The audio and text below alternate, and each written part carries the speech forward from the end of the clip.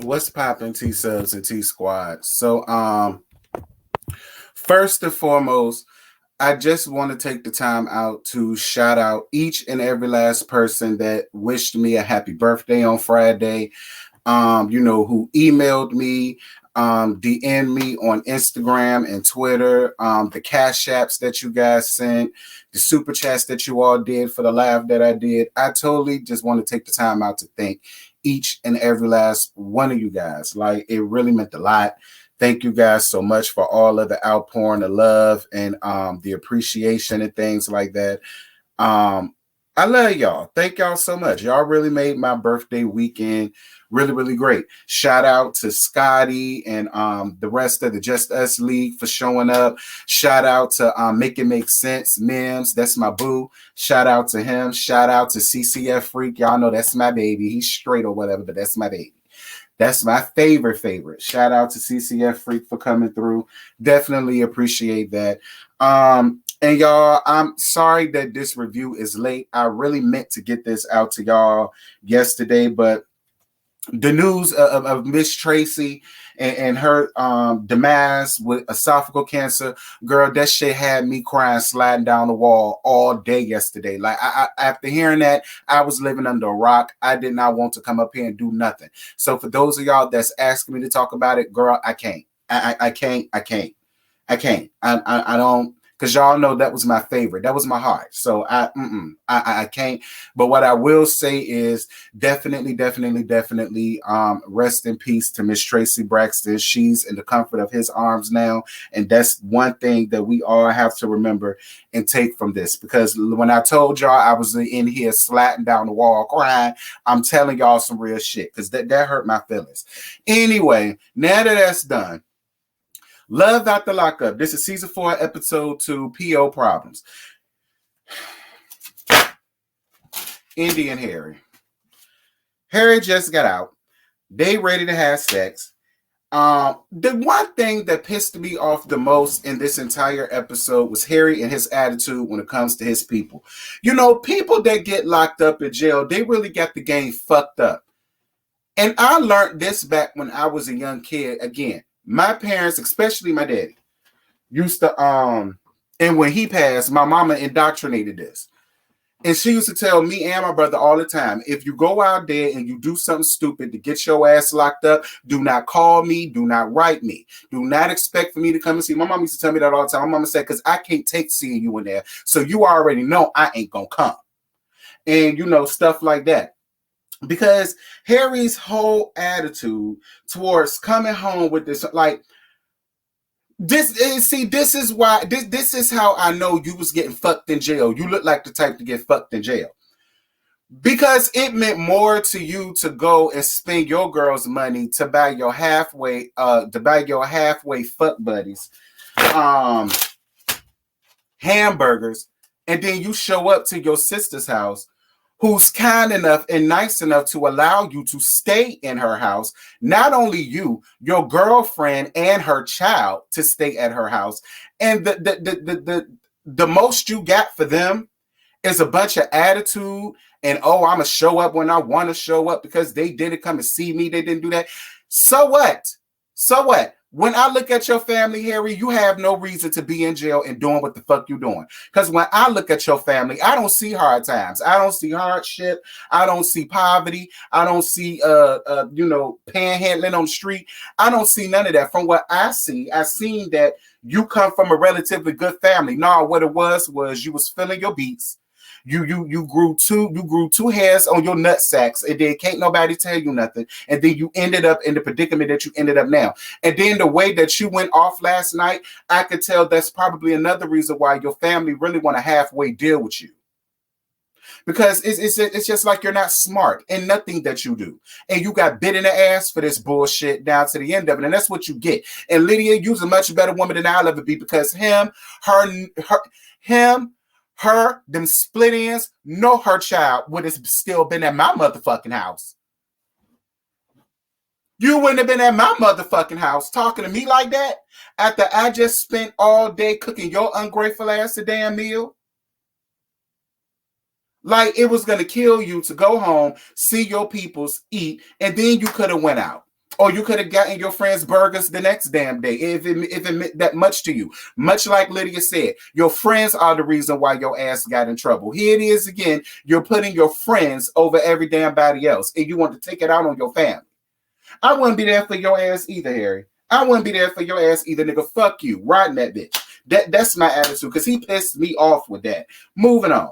Tyler and Chance. Tyler gets out early. Not Tyler. Chance gets out early. Moving on, because I don't like Chance either. So Rick and Raiden. Raydeen. I keep calling that girl Raiden and Raiden. It's Raydeen.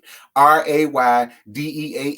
Raydeen. Raydeen. Raydeen. Raydeen. Raydeen. Go Raydeen. It's your birthday. Hey, anyway. Rick is buying Raydeen clothes with his best friend / roommate, Ramona. Hey, Ramona. I actually like Ramona. And the total of the clothes comes out to $733.95. I stayed in that bitch right one motherfucking minute. Like, listen, let me tell y'all something. The only thing convicts need are shirts from Walmart, Dickies from Walmart, white beaters from Walmart, drawers from Walmart, socks from Walmart. This bitch don't need to be walking around in clothes totaling up to $733 to go walk around a fucking halfway house. Like, for you to even think it's so remotely okay to spend that type of money on a bitch that has to stay in a halfway house, it's just crazy and ridiculous to me. But whatever, that's your money. You charged it anyway, child. Ain't none of my business. So Kayla and Martell. Kayla, first and foremost. Okay, first and foremost, them hoe heels with the straps that you had on, no ma'am. No ma'am. You look cheap, tawdry. You look ghetto, fab, progetic, hood, booger fish. You actually just look like you just got off the damn pole less than 2 hours ago after working all night to make sure that you got enough tips to buy you that damn hotel room that your ass was in. Like, that's really what you gave me. Like, your hair was dry. Like, everything about, like, the outfit was not cute because you ain't got no titties, no thighs, no ass, no hips in the first. Like, it was just, and you was a beautiful girl, but you need that. Anyway, Martell, get out. Moving on. Kevin and Tiffany. So it's guys' night out. Hey, Kevin. This goes for Brody and his other friend with the neck tattoo. I ain't get him a bit. Ooh, look. I would love to have a foursome with just all three of them. Oh my God. They could do whatever they want to do to me, child. Whatever they want to do to me, except for fisting. I ain't into fisting. My cat need to snatch back. But and other than water sports, don't urinate on me. I ain't into that either. Now, and don't shit on me either. Now, anything other than that, those I'm all down for. So Kayla comes randomly. We're gonna get back to that in a minute. So Andy and Harry. So Lydia is still upset, as she should be. Harry playing victim, and he should not be. And Indy feels like she's in the middle and doesn't want to be, and they decide to get a hotel. You know what, Indy? That right there should have been the red flag for you. Because the first thing that he did when he saw his peoples after not seeing them, after she not only allowed him to parole there, but also allow you and your child to come camp out on her damn couch. He's going to sit around and talk to this woman like that in her house.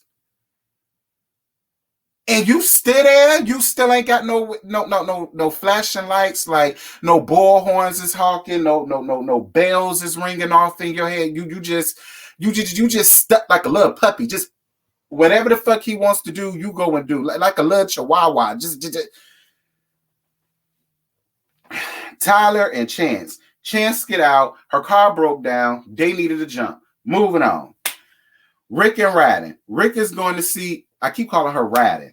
Rick and Raydeen. Rick went to go see Raydeen's father and stepmama. And shout out to the both of them. I like the little father and talk he gave me. It ain't matter that he had one leg. He said, that's my daughter. You do something to you, I'm going to kill you. I'm on his side with that. Moving on. So Kevin and Tiffany. Kevin and Tiffany, blah, blah. Kayla pulls up on Kevin during the gas night. And Brody and Neck Tattoo, both of them daddies, decided they said, bro, go on ahead and handle your business. We're going to be around yonder. Kayla, let me tell you something. And it's funny because I was watching Ashley Miller's review. Shout out to Ashley. And Ashley seems to feel like Kevin is playing a dangerous game with Kayla. And he is.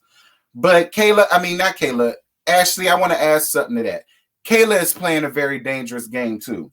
Because Kayla, listen, last week was all fun and games. This week, it's no longer funny.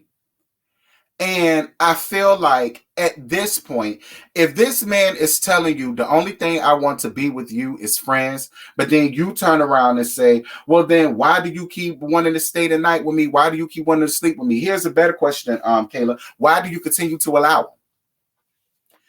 If you already know what it is and you already see what he has going on, at this point, we can no longer blame him. We can no longer say he's manipulating you. We can no longer say none of that because he keeps telling you what it is, but he's a man. And yeah, if you're going to throw him the pussy, he's going to fucking take it. At this point, Kayla, it is up to you and you alone to decide what woman you're going to be in this situation. Because you keep calling him a bitch ass this and a bitch ass that. But I guarantee you, if he called to tell you, hey, I'm in your neighborhood, let me roll through, your pussy will get hot for him and you will let him in. So at some point, Kayla, you have to start to look in the own damn mirror and figure out why the hell you keep allowing to do this to yourself. Obviously, he sees you for what you are. You're an ex, somebody that he could go call on to get some easy pussy with until his boo can't get out. That's all you are. So at this point, you can no longer blame him, blame yourself. And let me tell you something. You can push up on Tiffany if you want to. Tiffany been locked up, girl. I don't think Tiffany is scared of you. I don't think you would strike fear in Tiffany's heart. I just don't think you would. I just don't think you would, Kayla. I don't. Like, Kayla, you put on this tough girl act for these cameras, but I'm telling you, Kayla, you would not survive coming from where I'm from, like Anthony Hamilton. With that attitude, messing around with one of our sisters, man, and then you think you finna pull up a... Oh, my God, Kayla, had it been my home... Kayla, listen, had it been me and one of my homegirls, oh, my God, Kayla. Lord Jesus Christ. I don't even want to think about the amount of bodily injuries and bodily harm that would have came to you for pushing the hell up on a man that obviously ain't yours, child. All right, just because you fucking him don't mean he yours. You understand me? I'm just saying. Moving on. Kayla and Martell. So Martell gets out and he talks about how he got locked up. And it was funny because he was talking about how, you know, he was riding around with his cousin and, you know, it was what he called it? He was profiled. That's what he said. Him and his cousin was profiled because they was black with dreads. But then yet when the police searched the car, they found crack, cocaine, and weapons. So no, I don't, you know, normally I would be on y'all side with the whole police brutality thing and profiling. But nah, I don't think you got profiled. I think they found exactly who the fuck they was looking for, because if that was the case, you would not have been riding around with crack, cocaine, and all type of damn artillery in your damn car. Then you turned around and said that you didn't even have to go through any of this because you come from a pretty wealthy family. And that's what I be talking about. Like when it came down to Harry and his attitude, like that's what I'm talking about. Like last season when it came down to Ray and bitch ass Brittany, that's the same thing I said. He came from a wealthy family, a wealthy nigga. He didn't have to be out there doing what he did. But whatever, Martell. Moving on. So Kayla admit that she did have sex a year and 8 months ago. Kayla, listen to me. I personally think you had sex the week prior. Okay, I give you 2 weeks tops. Just a week to allow you the snatch back to happen. But that's really what I think, Kayla, because this nigga been locked up for 13 years. And if you expect for me to believe, and another thing that I really want y'all black people to stop doing, stop disrespecting the camera people. When you're ready to hunt, you want to go, so can y'all please get the fuck out? Girl, show yourself some decorum. Like, I get mad when y'all talk to the producers and the cameraman like that because they only doing their damn job. All you had to do was say, listen, I want to hunch on my husband that I ain't seen in 13 years. So if y'all don't mind exiting stage left, don't call us, we'll call y'all. Like, that's how you had to put it. The whole, can y'all get the fuck out there, girl? You ain't built that. You ain't built like that. You ain't about that life either. Sit down. So anyway, Kevin and Tiffany. So Tiffany was supposed to get out. She didn't get out because something about some disciplinary action or whatever the case may be. But he ain't getting nothing else from them. That's really all he know. And that's all I got to give y'all. Rick and Radine. So Radine was supposed to get out. But because I think she said a C-19 being on the cell block or whatever the case may be, they're quarantining everybody. And now she can't. Moving on. Indy and Harry has sex the night before. His sister calls and tells her that the PO called he didn't check in. So when he called the PO basically told him, since you ain't where you the hell you supposed to be at, the ankle monitor. So now he has to be down to his sister's house. And Indy feels away because the guy on the phone called her a pen pal. Well, that's what the hell you are, Indy. Yeah, when you meet a nigga that's locked up, incarcerated, that's jail bait, he's state property, you're considered a prison pen pal. Unless you was his girl or his wife before he got locked up, you're a prison pen pal. All right? Girlfriends ain't got no rights. Okay, pen pals ain't got no rights. Sorry. That's just the way that the cookie crumbles. Y'all, that's it. That's all I got. I ain't got no more to give y'all. Y'all drop down in the comments. Y'all let me know what y'all thought about Friday night's episode because I'm late as hell. But like I said, that Tracy thing, I couldn't deal and I won't gonna deal. So yeah, that's it. That's all I got. Drop down in the comments, get the discussion popping. And until tonight for this part 3 of the Saltwass reunion, which is the final one, thank God. And Candy in the game. I'm gonna holler at y'all later. Bye.